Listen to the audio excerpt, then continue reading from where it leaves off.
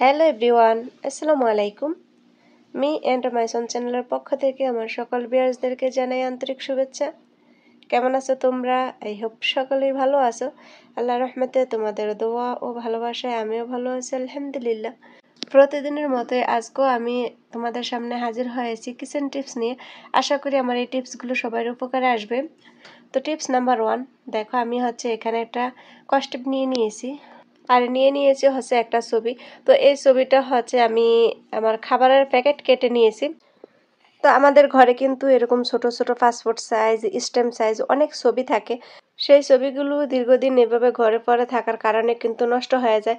দেখা গেছে আমাদের অনেক মুরব্বীদের ছবি এভাবে পড়ে থাকে।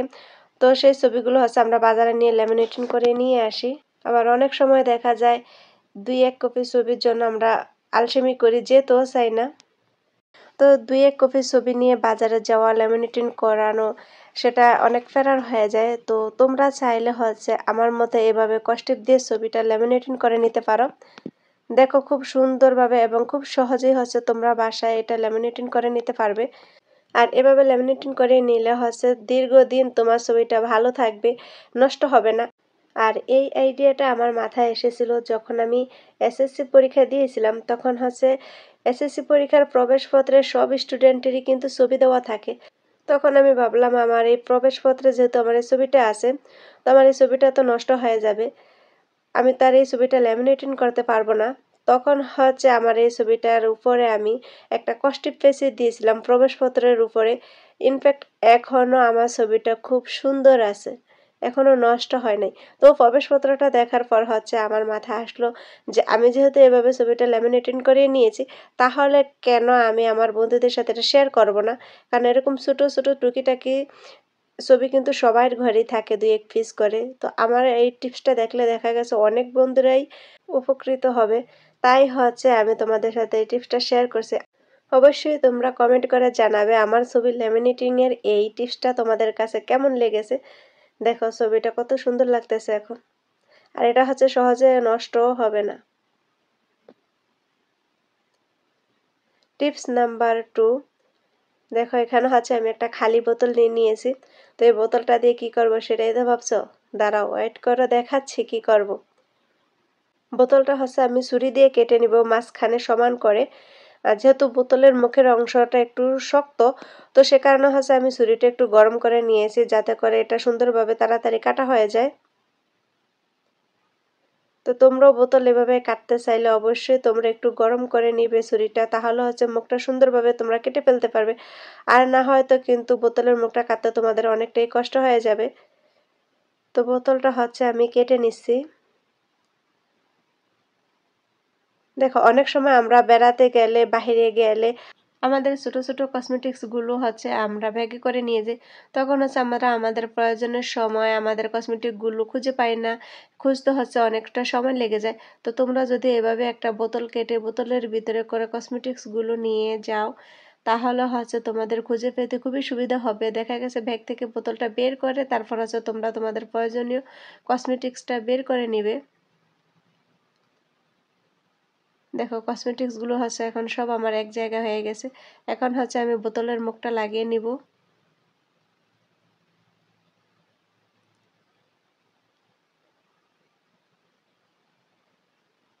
তো তোমরা চাইলে এভাবে তোমাদের কসমেটিক্স গুলোও বোতল কেটে নিয়ে নিতে পারো।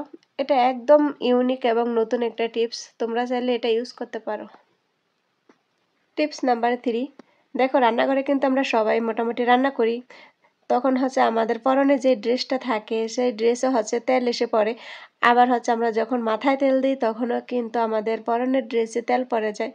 আমাদের ড্রেসগুলো দামি হোক বা কম দামি হোক, ড্রেসের যদি তেল পড়ে তাহলে আমাদের ড্রেসগুলো নষ্ট হয়ে যায় বা দেখতে ভালো লাগে না। সেক্ষেত্রে অনেকেই কিন্তু জানে না ড্রেস থেকে কিভাবে তেল উঠাতে হয়। ড্রেস থেকে তেল উঠানোর জন্য আমি এখানে নিয়ে নিয়েছি একটা পন্ডস পাউডার। তো তোমরা চাইলে যে কোনো পাউডার ইউজ করতে পারো, এখানে যে শুধু পন্ডস পাউডার ইউজ করতে হবে সেটা কিন্তু না। তো পাউডারগুলো আমি ভালো করে আঙ্গুল দিয়ে চেপে চেপে লাগিয়ে নিব।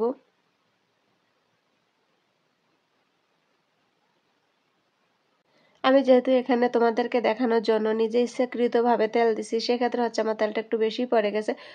তো আমি এর ভিতরে হচ্ছে আরও পাউডার দিয়ে নিব, দিয়ে আমি আঙ্গুল দিয়ে চেপে চেপে লাগিয়ে নিব। আর এভাবে আঙ্গুল দিয়ে চেপে চেপে লাগিয়ে হচ্ছে আমি এটাকে 10 মিনিটের জন্য রেখে দিব। তো চলে আসছে হচ্ছে 10 মিনিট পর।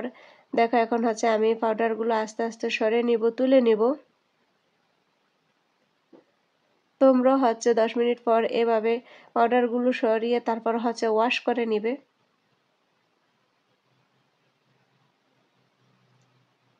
পাউডারগুলো সরানো হয়ে গেছে, এখন হচ্ছে আমি এটাকে ওয়াশ করে নিয়ে আসবো। দেখো ওয়াশ করে নিয়ে আসার পরে একটুও তেল নাই।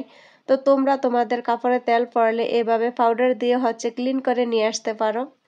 আর তাছাড়া বাজারে কিন্তু লিফটারও বিক্রি করে, তো তোমরা চাইলে লিফটার মেরে হচ্ছে তেলটা উঠিয়ে ফেলতে পারো। তো সেটা হচ্ছে ব্যয় সাপেক্ষ, তোমরা এভাবে খুব সহজে পাউডার দিয়ে উঠিয়ে নিতে পারো। টিপস নাম্বার 4, দেখো এখানে হচ্ছে আমি একটা বাটি নিয়েছি, আর বাটিতে হচ্ছে আমি অল্প পরিমাণে পানি দিয়ে হলুদ মিশিয়ে নিয়েছি। তো এখন ভাবতেছো তো যে এই হলুদ দিয়ে আমি কি করব? হ্যাঁ, এটা হচ্ছে আমি আমার এই গেঞ্জিটার আরেকটা হাতা লাগিয়ে তোমাদেরকে দেখাবো। রান্নাঘরে আমরা যখন রান্না করি তখন হচ্ছে আমাদের কাপড়ে হলুদ লাগে। তারপর হচ্ছে যখন আমরা মাছ ভাজি তখন হচ্ছে হলুদ তেলটা ছিটে এসে আমাদের কাপড়ে পড়ে।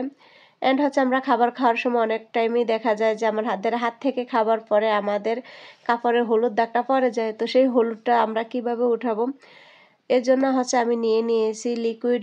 তো তোমরা হচ্ছে এখানে গরুর কাঁচা দুধটা ইউজ করতে পারো। তো আমার কাছে যেহেতু গরুর কাঁচা দুধ নাই, তো যে কোনো লিকুইড দুধ হলেই হবে। তবে এখানে কাঁচা দুধ লাগবে, জাল করা দুধ হলে হবে না। তো দুধটা দিয়ে হচ্ছে আমি ভালো করে ডলে ডলে এটাকে পরিষ্কার করে নিচ্ছি। আমি কিন্তু তোমাদেরকে দেখানোর জন্য এখানে ইচ্ছাকৃতভাবে অনেক হলুদ গুলিয়ে নিয়ে ভালো করে লাগিয়ে নিয়েছিলাম, যাতে করে তোমরা খুব সহজেই বুঝতে পারো যে হলুদ লাগলে এটা কিভাবে পরিষ্কার হয়।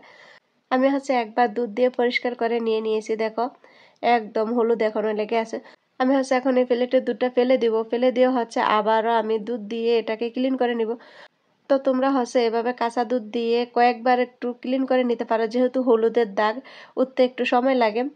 তো আমি হচ্ছে দুধ দিয়ে আবারও ভালো করে একটু ডলে পরিষ্কার করে নিব। 2-3 বার পরিষ্কার করে নেওয়ার পর এখন হচ্ছে আমি এটাকে সাবান দিয়ে ধুয়ে নিব। দেখো আমি হচ্ছে এখানে সাবান নিয়ে নিয়েছি, তো সাবানটা হচ্ছে আমি ভালো করে লাগিয়ে দিব। দেখো সাবান ঘষার সাথে সাথেই কিন্তু হলুদ দাগটা উঠে যাচ্ছে। স্বাভাবিকভাবে হলুদের উপর সাবান দিলে কিন্তু লালচে কালার হয়ে যায়। আর এখানে দেখো হলুদের উপর সাবান দেওয়ার পরও কিন্তু আমার এখানে লাল কালার হয় নাই, যেহেতু আমি এটা দুধ দিয়ে ওয়াশ করে নিয়েছি। দেখো সাদা গেঞ্জিতে আমি যেই পরিমাণ হলুদ দিয়েছিলাম, এখন ওই হলুদের কিছুই নেই। আমি হচ্ছে তোমাদের সামনেই ওয়াশ করে দেখিয়ে দিতেছি। দেখো একদম ক্লিন হয়ে গেছে, একটুও হলুদ নাই। আর যদিও একটু হলদে ভাব থেকে থাকে সেটা হচ্ছে তোমরা রোদে দেওয়ার পরে ঠিক হয়ে যাবে। তো আমার এই কাপড় থেকে হলুদ উঠানোর টিপসটা তোমাদের কেমন লাগলো অবশ্যই জানাবে। তো চলে আসছে হচ্ছে লাস্ট টিপে, টিপস নাম্বার 5। দেখো আমি এখানে চায়ের লিকার নিয়েছি, আর এর সাথে হচ্ছে আমি দিয়ে দিব একটু পেস্ট। পেস্ট দিয়ে হচ্ছে আমি আঙ্গুল দিয়ে ভালোভাবে মিশিয়ে নিব, মিশিয়ে একটা মিশ্রণ বানিয়ে নিব। আর এই মিশ্রণটা দিয়ে হচ্ছে আমাদের বাসায় যে কাঁচের গ্লাস, চায়ের গ্লাস এবং হচ্ছে কাঁচের জগগুলো থাকে সেগুলো ক্লিন করে নিব। আর এভাবে ক্লিন করলে হচ্ছে 1 সপ্তাহের মতো আমাদের গ্লাসগুলো হোয়াইট থাকবে। তো তোমরা চাইলে আমার এই টিপসটা ফলো করতে পারো। তো বন্ধুরা আমার আজকের ভিডিওটি এ পর্যন্তই। আমার ভিডিওটি যদি তোমাদের কাছে ভালো লেগে থাকে তাহলে অবশ্যই লাইক করবে, কমেন্ট করবে। আর আমার চ্যানেলে নতুন বন্ধু এসে থাকলে চ্যানেলটা সাবস্ক্রাইব করবে। আল্লাহ হাফেজ।